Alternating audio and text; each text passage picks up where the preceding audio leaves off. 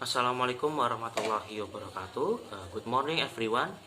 My name is Reza Nurul Akbar from class C, student number 104. Here I want to deliver the explanation of the function of oral language, which is included in multimodal listening and speaking theory and practice. This video is recorded as an assignment of multimodal listening and speaking theory and practice of EIN Pekalongan. Okay, without any further ado, let's go to the next slide. Before I deliver my explanation, here I want to tell you about the content of this video. This is what will I deliver. The first is introduction of the function of oral language, and then the second is component of oral language, consists of phonology, pragmatics, semantics, morphology, and syntax. Okay, now we go to the first explanation. The first I want to talk about is the definition of oral language. What is oral language? Oral language is a complex phenomenon, and understanding how well second language learners use oral language is one of the most challenging issues at language assessment. This definition is according to Young at 2002. And then oral language also is the system by which humans express knowledge, ideas, and feelings via the use of spoken words. And then English oral language development thus implies developing the skills and information required to listening and speaking, and all of which are linked to reading comprehension and writing skills. Okay, we go to the next slide. The next is why does oral language is important. Children's oral language skills will create their foundation for their reading and writing abilities as they enter and continue through school. And then they will utilize this oral language in all aspects of their education, including when they are interacting to their peers or teachers in the class, or in the outside of class. Maybe they are interacting with a mature person or their parents and so on. This is so important to our children and learners. And then this oral language foundation will be help learners to become good communicators and good readers, as well as boost their confidence and overall well-being. And then how to develop these oral language skills. So to develop them, learners require daily opportunities to learn and practice oral English, such as learners learn English mostly through listening to the language in the use around them, and figuring out what the spoken words mean based on the context. And then learners also will be internalize and use this language as input or data to express their own meanings in their interactions with others, like peers or teachers and so on. The next is component of oral language. According to Motes in 2010, oral language consists of at least 5 main components. The first is phonological skills, and then there are pragmatics, and then syntax, and then morphological skills, and the last is vocabulary or semantics.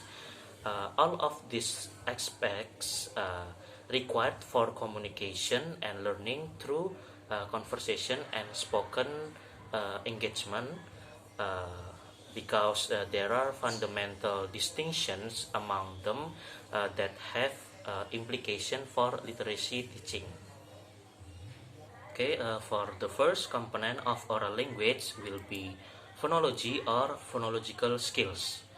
Phonology is the study of how voice sounds are categorical arranged in the mind and utilized to express meaning in language.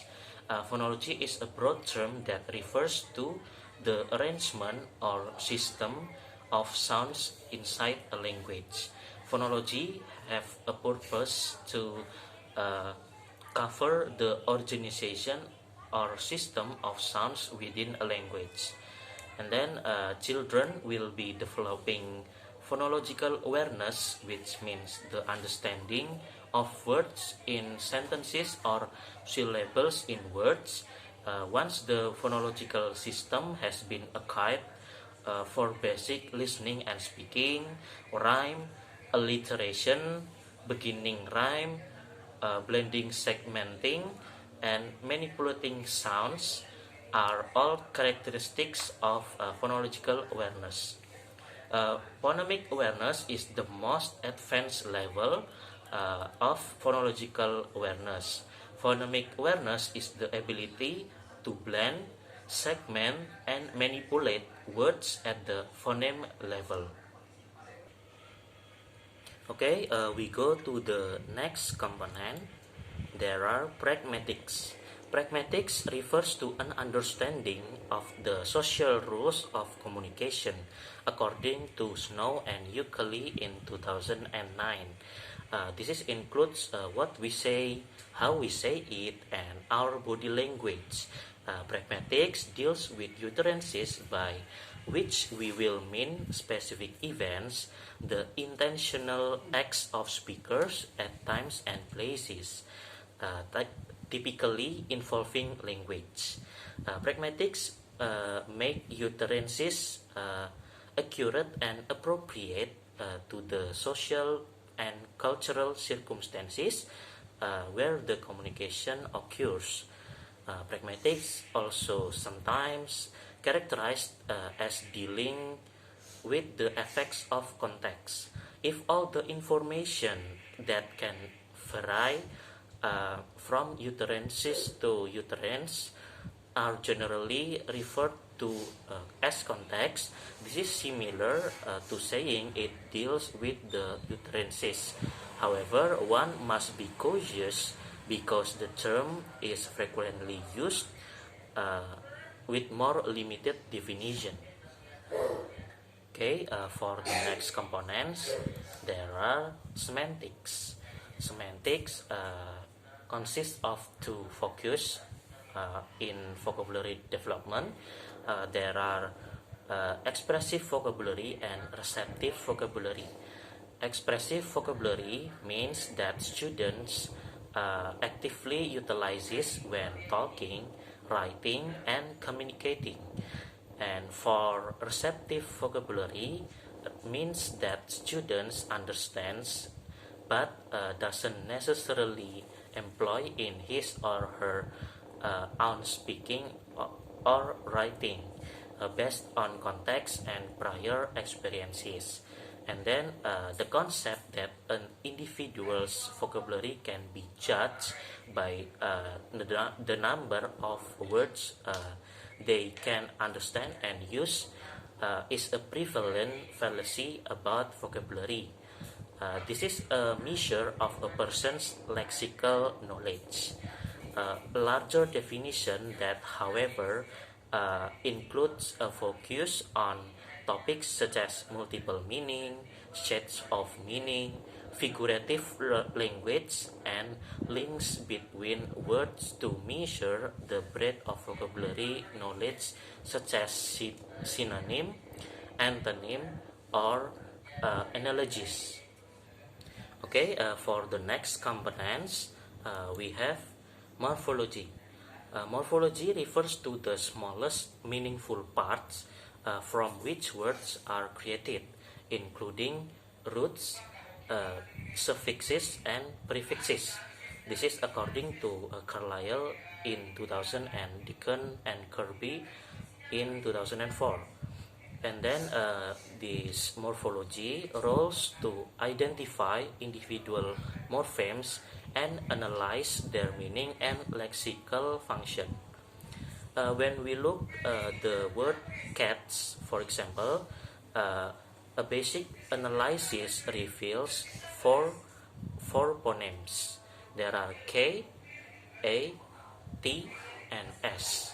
And then the word cats, on the other hand, comprises only two morphemes, which is meaningful word parts. Cat refers to the feline mammal, and while S indicates that there are multiple cats. Morphology can also involve the study of structural analysis, which focuses on how words are put together and how to construct vocabulary by analyzing the morphological structure of the words, such as roots, prefix, and suffix. Okay, this is for the last components. We have syntax. Syntax refers to an understanding of word order and grammatical rules. This is according to Kane 2007 and Nation and Snowden in 2000. Syntax skills helps us to understand how sentences work, the meanings behind word order and structure, and punctuation.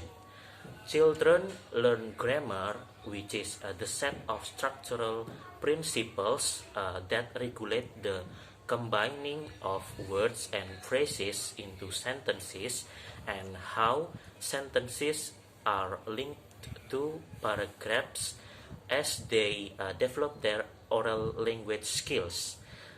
Syntactic awareness refers to the capacity to keep track of the relationships between the words in a phrase in order to comprehend what you are reading or writing. Students develop syntactic awareness through early exposure to oral language, and more specifically through early exposure to written language through read aloud or independent reading. Okay, this is the last, and this is the explanation about the function of oral language from me.